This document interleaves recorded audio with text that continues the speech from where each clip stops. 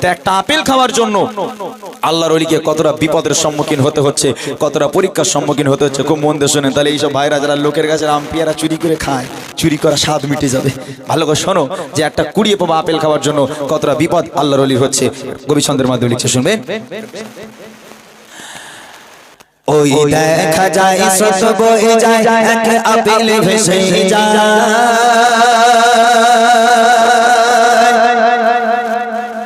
আল্লাহর বলি আবু সালে মুসা সেই আপেল খেয়ে না।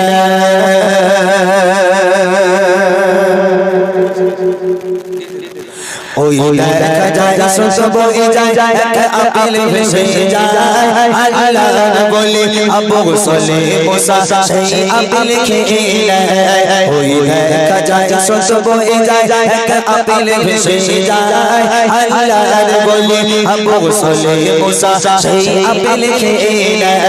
বলে না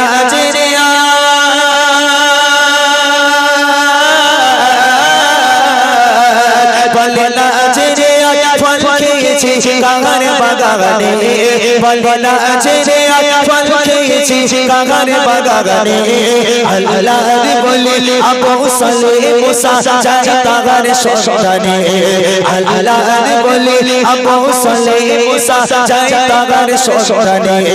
ওই দেখা যায় স্রোত বয়ে যায়, এক আপেল ভেসে যায়, আল্লাহর বলি আবু সালে মুসা সেই আপেল খেয়ে আপেলটা খাওয়ার পর এদিকে যাচ্ছিল, আপেলটা খাওয়ার পর উল্টো রাস্তা ধরেছে। কোথায় যাচ্ছে? আল্লাহর ওলি দেখতে যাচ্ছে যে আপেলটা কোথা থেকে ভেসে এসেছে।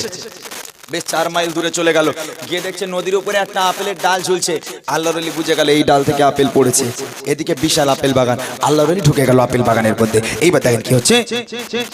সারা দিন চলতে থাকে নদীর পথে ধরে, দেখে একটি গাছের ডাল ঝুলে রয় নদীর উপরে। সারা দিন চলতে থাকে নদীর পথে ধরে, দেখে একটি গাছের ডাল ঝুলে রয় নদীর উপরে। সেই গাছের মালিক আছে কোথায় খোঁজে তাগারে, সে চাইতে ক্ষমা গেল তখন সেই মালিকের দ্বারে। বলে বিনা হুকুমে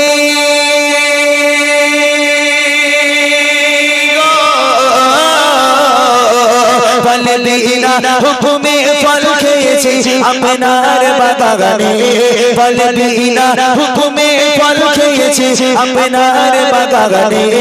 আজ 2 দিন হলো আছি খেতায় আপনার ইন্তজারে, আজ 2 দিন হলো আছি খেতায় আপনার ইন্তজারে।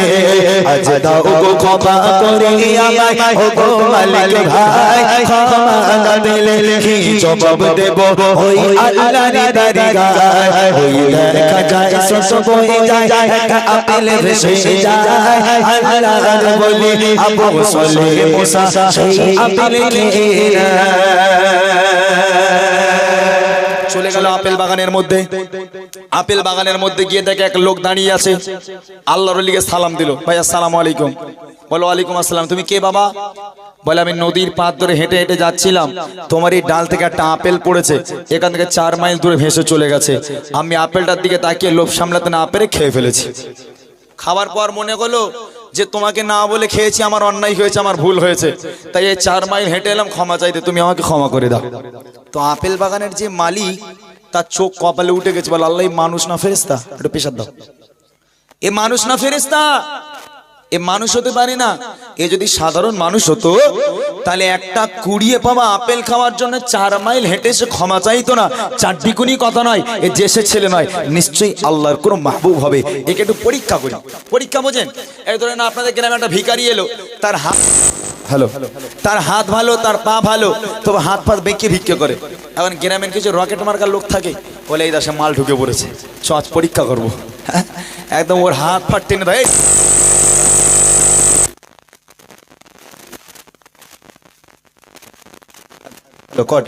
আচ্ছা ঠিক আছে, অসুবিধা নেই। তো হাত ভাত এরকম টেনে ধরবে, বলে তোর হাত ভালো, তুই ভিক্ষে করছিস কেন? এরকম পরীক্ষা করে না। তো আপেল বাগানের মালিক সে বলছে সাধারণ ছেলে নাকি কোনো মাহবুব আল্লাহর ওলি, একটাবার পরীক্ষা করে দেখি। আপেল বাগানের মালিক পরীক্ষা করার জন্য কি আল্লাহর ওলিকে বলছে দেখেন। ওই বাগানের মালিক ভাবে তখন নয় সাধারণ ছেলে, ইনি এক আল্লাহর ওলি, তাই তো ক্ষমা চাইতে এলো ফিরে। ওই বাগানের মালিক ভাবে তখন নয় সাধারণ ছেলে, ইনি এক আল্লাহর ওলি, তাই তো ক্ষমা চাইতে এলো ফিরে। বলে করতে পারি ক্ষমা তোমায় যদি দাও কথা মোরে, এই আপেল বাগানে থাকতে হবে আমার গোলাম হয়ে। বলে তোমায় ক্ষমা করে দেবো, তবে আমার আপেল বাগানে গোলামি করতে হবে। বলে ওয়াল্লাহ একটা কুড়িয়ে বাবা আপেল খেয়েছে এর জন্য গোলামি করতে হবে? বলে হ্যাঁ, তুমি যদি ক্ষমা পেতে চাও আমার আপেল বাগানে গোলামি করতে হবে। বলে কতদিন? বলে 3 বছর। আল্লাহর ওলির মাথায় হাত পড়ে গেল। ভাই আস্তে, ভাই আস্তে, কথা বলো না ভাই। আল্লাহর ওলির মাথায় হাত পড়ে গেল। আল্লাহ একটা কুড়িয়ে পাওয়া আপেল খেয়েছে এর জন্য 3 বছর গোলামি করতে বলছে। সঙ্গে সঙ্গে আল্লাহর ওলির মাথায় ঢুকে গেল একটা হলো হুকুকুল্লাহ আর একটা হলো হুকুকুল ইবাদ। একটা বান্দার হক আর একটা আল্লাহর হক। দুনিয়ার বুকে যদি বান্দা তোমাকে ক্ষমা না করে, স্বয়ং আল্লাহ তোমাকে ক্ষমা করবে না। অর্থাৎ এই কথা ভেবে আল্লাহর ওলি 3 বছর গোলামি করতে রাজি হয়ে গেল। এইবার দেখেন কি হচ্ছে। ওই বাগানের মালিক ভাবে তখন নয় সাধারণ ছেলে, ইনি এক আল্লাহর ওলি, তাই তো ক্ষমা চাইতে এলো ফিরে।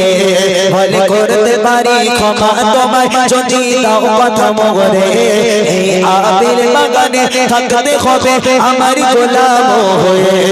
তার ফুলের সাজা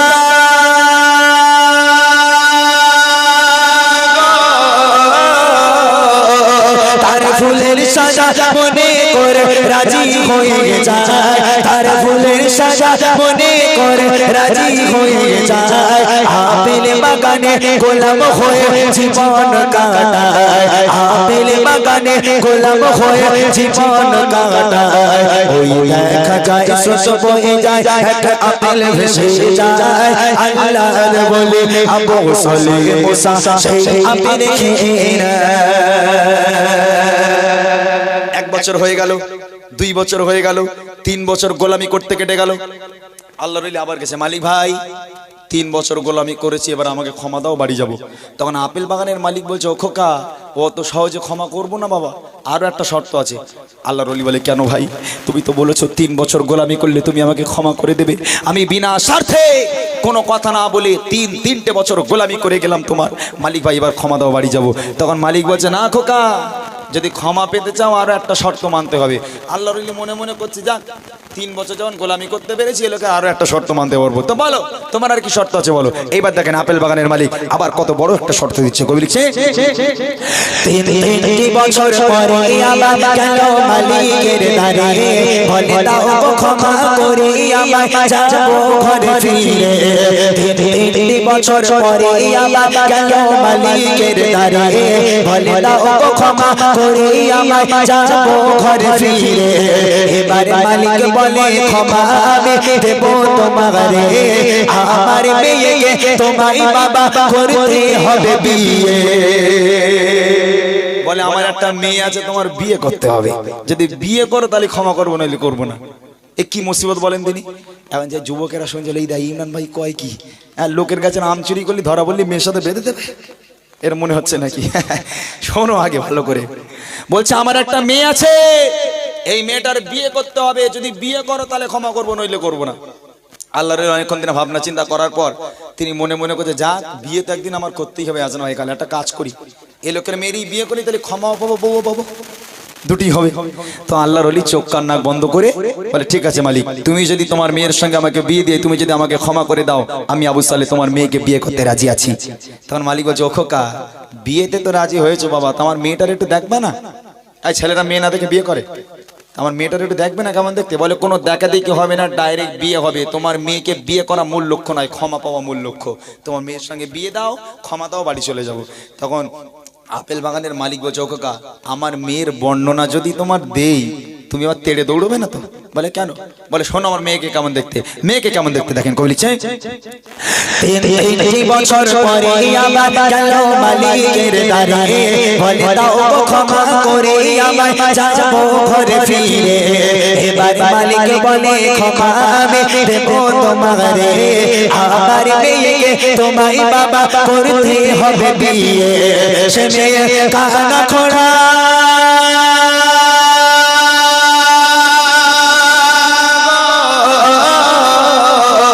সে মেয়ে কানা খোড়া বানুল কালো পতাকা, সে মেয়ে কানা খোড়া বানুল কালো পতাকা। যদি তাকে বিয়ে করো তুমি দেব ক্ষমা তোমায়, যদি তাকে বিয়ে করো তুমি দেব ক্ষমা তোমায়। ওই দেখা যায় শোষ বয়ে যায়, এক আপেল ভেসে যায়, আল্লাহর বলে আবু গোসলে মুসা সেই আপেল খেয়ে। বলে আমার মেয়ে কালো পিচের মতো, আমার মেয়ে অন্ধ, আমার মেয়ে বোবা, আমার মেয়ে নুলো, আমার মেয়ে খোঁড়া, এতটা গুণ আছে আমার মেয়ের মধ্যে। এই মেয়েরে বিয়ে করো তাহলে ক্ষমা করবো। আপনারা বলেন এই মেয়েটা সমাজের কোনো কাজের? এই মেয়েটাকে যদি আল্লাহর ওলি বিয়ে করে, এই মেয়েটাকে নিয়ে কি সংসার হবে? যে মেয়ে কালো কোনো কাজে আসবে না।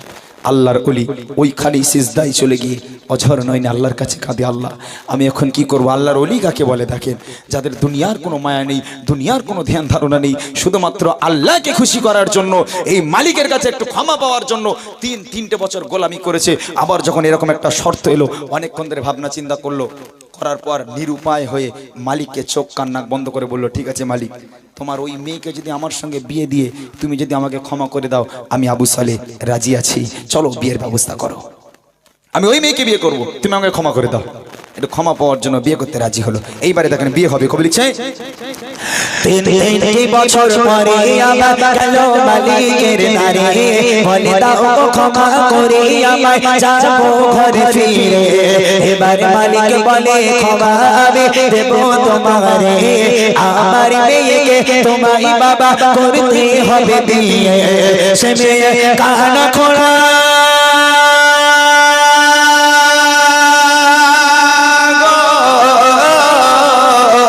সে মেয়ে কানা খোড়া বানুল কালো পতাকা, সে মেয়ে কানা খোড়া বানুল কালো পতাকা।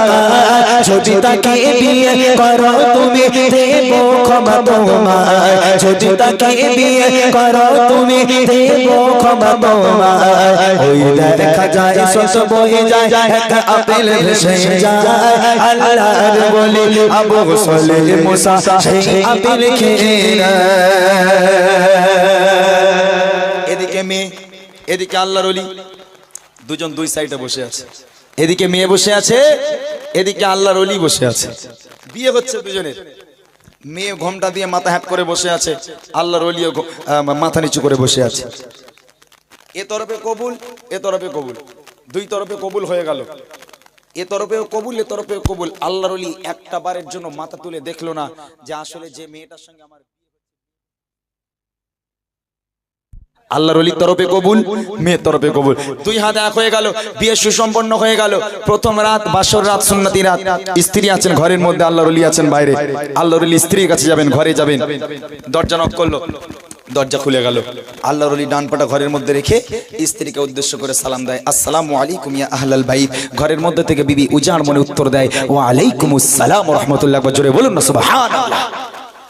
বাপ বলেছে আমার মেয়ে বোবা, বাপ বলেছে আমার মেয়ে বোবা। তাহলে আল্লাহর ওলি যখন সালাম দিল, সালামের উত্তরটা কে দেয়?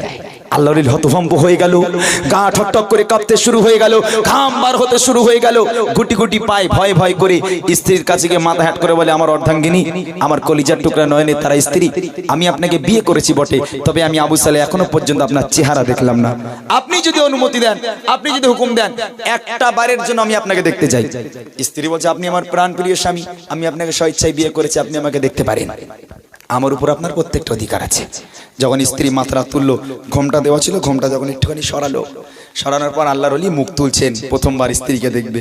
আস্তে আস্তে আস্তে আস্তে মুখ তুলে যখন স্ত্রীর চোখে চোখ রাখলো, যখন স্ত্রীর চেহারা দেখলো, দেখার সাথে সাথে আল্লাহর ওলি একদম ত্রিং করে লাফ মেরে ঘরের মধ্যে থেকে দৌড়েছে। দৌড়ে দৌড়ে দৌড়ে দৌড়ে গিয়ে সেই আপেল বাগানে ছিল শ্বশুর মশাই, ওখানে গিয়ে হাঁপাতে হাঁপাতে বলে, আব্বা আবার একটা ভুল করে ফেলেছি। বলে, আবার কি ভুল করেছো?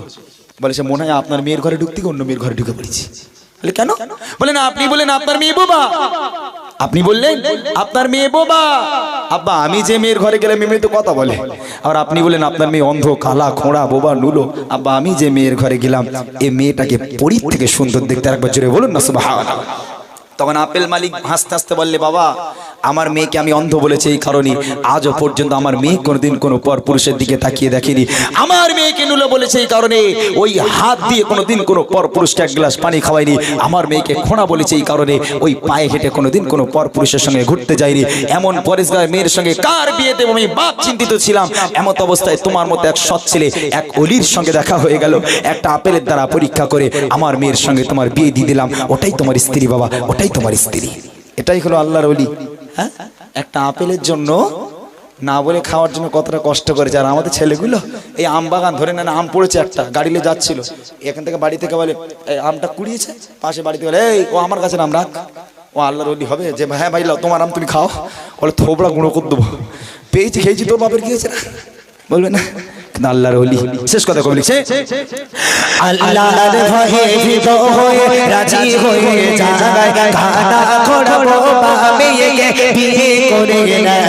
ওই বাসর ঘরে বউকে দেখে সে ঘর ছেড়ে পালায়। এত অপরূপ সুন্দরী নারী আমার বউ তো নয়, বলে সাইফুদ্দিন নামের ও মা জননী হও এমন রমণী, তবে তোমারই গর্বে হবে এমন আব্দুল কাদের জিলানী, তবে তোমারই গর্বে হবে এমন আব্দুল কাদের জিলানী। ওই দেখা যায় ছোট বয়ে যায় এক আপেল ভেসে যায়, আল্লাহর বলি আবু সালে মুসা সেই আপেল খেয়ে নেয়। আল্লাহর বলি আবু সালে মুসা সেই আপেল খেয়ে নেয়।